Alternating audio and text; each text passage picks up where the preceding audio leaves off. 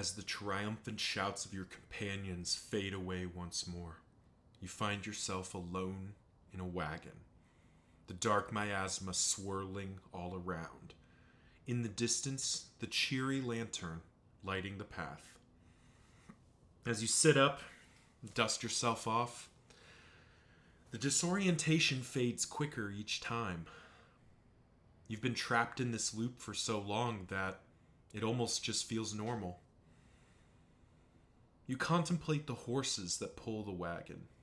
They seem like your companions to not remember each journey, or perhaps they're just devoid of fear. You brush each of them in turn and then set out. The crossroads awaits, a new set of companions, another loop. At least you have something to do. Hey, what's going on, everyone? It's Loki Orin, and we're back in Darkest Dungeon 2. And we're going to take out another formation that was requested by a viewer, in this case, Larthur, requested at the end of the Crimson Dance run to take out a formation that includes the Leper and the Occultist, which I think is already a pretty powerful formation. You've got some very high ranged, kind of range damage output and a healer mixed with the Leper who, basically doesn't need anything. The Leper is Giga Chad status. He just carries it on his own. And after, I did a little thinking and looked around at some available options. We could use the Runaway. There's a couple formations that use the Runaway. However, our Runaway has the Arsonist path, which is... The Arsonist path is just very bad. This is a very bad path for our Runaway. And I don't think this is going to be the way I want to run this formation. Particularly without the Plague Doctor to somehow, kind of mitigate this. So I think we're going to skip over that one. But I did a bit more searching and found this formation, which I think is what we'll take out. This is the Meat Grinder, which I definitely agree. We're here to grind some meat. So the start of our formation is the Leper. Our Leper is a Wanderer. His base skills are fine. Slayer of Gaunts, so very good in the Tangle, but just won't stop talking. The Highwayman, Dismas, is a Sharp Shot, which is what made this formation very appealing. We know Sharp Shot is quite a fun skill. Sadly, he's not a Breacher for that insanity, but he is a Sluice Tactician, so an early Sluice isn't bad. And Fear of Cadavers, not the best, but we can live with it. But we'll quickly adjust his kit a bit here. And we're gonna slot in Grape Shot Blast, which now generates strength tokens, and Point Blank Shot, because any excuse to get this thing out with plus 50% damage is great. And we'll leave Duelist Advance in for right now, because unfortunately the Leper doesn't have a way to dance back. This would really be a better formation with the Man-at-Arms or the Hellion, but we do want to leave it on the table. Alternatively, we could slot in Double Tap. And actually, you know what? We've seen what Point Blank Shot does, and without Breacher, maybe we set it up like this. Maybe. I haven't ever actually used Highway Robbery, so that's worth thinking about too. It says double tap our main attack then? I don't know. We'll start like this. We might end up changing this up, but in the end, Sharp Shot, his range skills do a ton of damage. Next up is Saramenti, our Jester, who is a Wanderer. So, his kit, we'll just slot in Encore. At some point, I would like to set up a formation that makes use of Finale. So maybe we'll find a Jester setup that can make this happen. But so far, haven't really found one that resonates with me. And the rest of his kit, I think, is fine. I think we'd rather have Harvest than Slice Off. Yeah, probably Harvest versus Slice Off for right now. Then finally, our Occultist, Alhazred, Peacemaker, and Sickly, so high risk of disease, but plus 30% chance of affinity changes, positive affinity changes is pretty good. And he is a Ritualist. So sacrificial stab skills plus 100% damage. Now, I think that's Sacrificial Stab and Binding Shadows. And, that gives our cursing skills have chance to generate tokens, and we do heal for a lot more. So what this ends up meaning is we want to be stabbing a fair bit, and we'll be generating, instead of Chaotic Offering to generate things, we'll be generating when we use Sacrificial Stab and Binding Shadows. Since that's the case, we probably still want Abyssal Artillery, Weakening Curse, and Vulnerability Hex. I'm not sure, do we want Demon's Pull? We do need a way to clear corpses. So I wonder if maybe this is the play. Set it up like this. That does leave the Burning Stars on the bench, which we probably don't want. So maybe we slot. Well, let's try it out like this. I'm not, this is someone we'll have to think about and flex to. But yeah, this is the Meat Grinder. So let's get into run and think about this formation in a macro sense as we get going here. So first of all, let's kind of run through the big three criteria: health, stress, damage. Starting with stress. All right, this formation, unlike a few of our previous ones, is not going to have stress issues.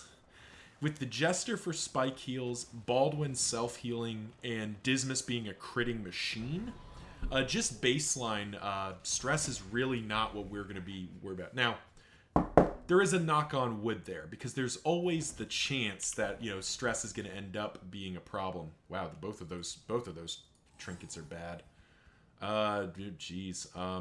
Dismas, sure, whatever. It literally doesn't matter. Those trinkets are awful. So stress healing, very, very strong stress healing output here with Inspiring Tune, as well as Baldwin stress healing himself and Dismas critting. Healing output, a little bit more to be desired. We're relying on Alhazred. So Weird Reconstruction, we're going to want to generate unchecked power and put that into Word Reconstruction quite a bit of the time. But Alhazred does produce quite a bit of damage output, or not damage output, healing output, when he does crit, which Weird Reconstruction can be given 100% crit chance. And then we have Baldwin, who can heal himself. So again, sort of a strong spike, and Baldwin sort of maintaining himself, meaning that only Dismas and Saramenti are the ones we need to worry about most of the time. Then finally, damage output. Now, this is where I think this formation is really going to shine. You've got, granted this is Alhazred as a ritualist, so he's going to be wanting to stab a lot more. But, Dismas to crit, Saramenti to set up combo and blind and sort of act as a support and give extra turns as well. Alhazred with some pretty consistent, especially backline damage. And then the Leper up front to just be the beat stick that he is. I do think we're looking at quite a powerful formation here, further supplemented by having quite the let's try out the curse actually. Further supplemented by having, just good damage output overall. I lost my train of thought there. Whoops. But in the end, I think very strong damage output. There thankfully aren't, at least I haven't encountered them yet. There aren't a lot of formations that have lower damage output, which is quite good, because bad damage output is the death knell of a run oftentimes. Double tap. I'll dance you back forward. We do need to keep that in mind, though, that we only have Binding Shadows equipped. Wow, 2 crits in a row. Baldwin hitting hard. So it may be a little tough. That might actually lend us to putting Alhazred with Sacrificial Stab, since he is going to get opportunities to dance forward. Put that on you for reasons. Get out, get out. Won't need you either. So yeah, maybe it is Sacrificial Stab. But I think we leave in Binding Shadows for now. Or maybe not. I don't know. This is one of those, it's kind of a toughie. I'm not really sure the way it goes. This is the decision making in Darkest Dungeon 2. You only get 5 skills, because realistically, I'd like to have both curses, burning stars, and all this other stuff. It might be that burning star has to go, and we just save our unchecked power tokens for abyssal, for stuns, and weird reconstruction. Maybe that's the play. I don't know. It's just there's a lot to. We'll uncover it over time. So here, first of all, Pyrophobia is probably the worst. So of the options here, there goes Pyrophobia. Sure, we'll put that on Baldwin. Got Devout. Cool. And yeah.